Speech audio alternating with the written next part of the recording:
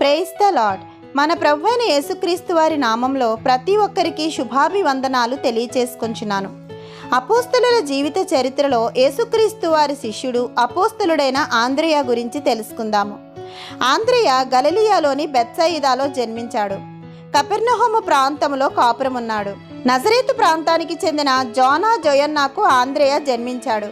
వీరు వృత్తికి జాలరులు. ఆంద్రెయ బాప్తీసమిచ్చి యోహానుకు శిష్యుడు. బాప్తీసమిచ్చి యోహాను బోధలు వినటానికి యూదయ ప్రాంతం నుండి అనేకులు తండోపతండాలుగా వారి యొక్క ఆత్మీయ ఆదరణ కొరకు, వారి మనస్సు నెమ్మది కొరకు, నూతన జీవితం కొరకు వస్తున్న సమయంలో ఆంద్రెయ యోహానుకు సహాయం చేస్తూ యోహాను దగ్గర శిష్యరికం చేసేవాడు. ఆ దినాలలో ప్రజలు యోహానుపై అభిమానం పెంచుకున్నారు. యోహాను బోధలు విని ప్రజలు తనపై వ్యతిరేకత కలిగి ఉండుట హేరోదు గమనించి యోహానును చెరసాలలో వేయించాడు. ఆ తర్వాత యోహానును శిరచ్ఛేదనం చేయించాడు.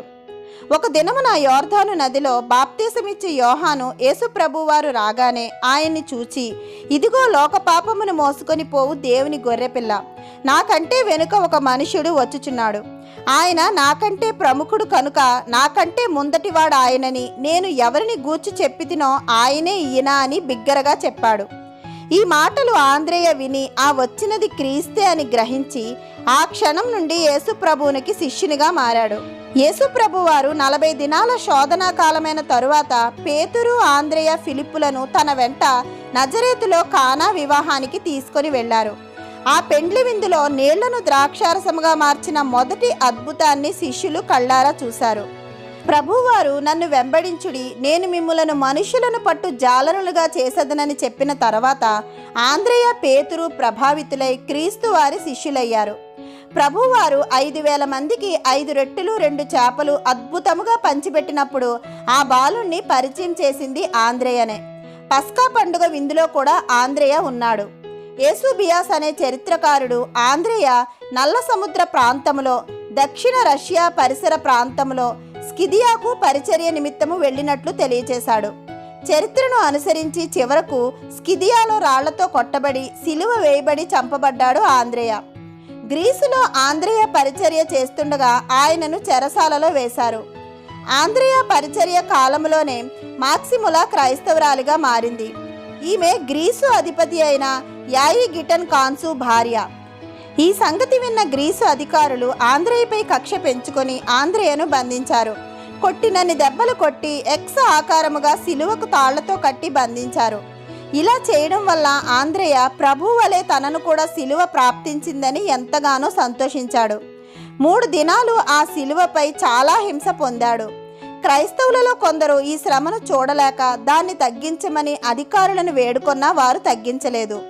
చివరకు క్రీస్తు శకం 60వ సంవత్సరము నవంబర్ చివరి దినాల్లో ఆంద్రెయ మరణించాడు. ఆంద్రెయ చివరి గడియలలో ఈ ప్రార్థన చేసుకుని మరణించాడు. నేను చూచినా ప్రేమించిన నా దేవా, ఓ నా యేసు ప్రభువా, నా మరణ దశ యందు నన్ను అంగీకరించుము. అయ్యా, నా ఆత్మను నీ నిత్య జీవ సామ్రాజ్యములో, నీ నిత్య సన్నిధిలో సమాధానముతో అంగీకరించుము.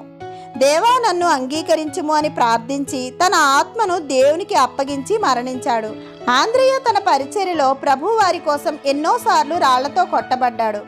దేవుని కొరకు ఎన్నో హింసలు పొందాడు. సీనోపులో నరమాంస భక్షకుల మధ్య సేవ చేశాడు. వారిలో ఎంతో మందిని బిషప్పులుగా మార్చాడు. బేజాంటియాం నుండి గ్రీసుకు వెళ్ళి తన అపోస్తలత్వ పరిచర్యను విస్తరింపచేసి ఆ తర్వాత మాసిదోనియాకు, కొరంది జలసంధి వరకు, ఆపై పెట్రాసు వరకు తన పరిచర్యను కొనసాగించాడు. పెట్రాసు పరిచర్య చివరి పరిచర్యగా చెప్పవచ్చు.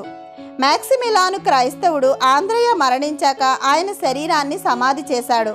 కాన్స్టంటైన్ కుమారుడైన కాన్స్టాంటియస్ తన ఏలుబడిలో ఆ మృతదేహాన్ని ఇస్తాంబుల్లోని బైజాంటియం నందలి పరిశుద్ధ అపోస్తలుల దేవాలయమునకు రప్పించాడు.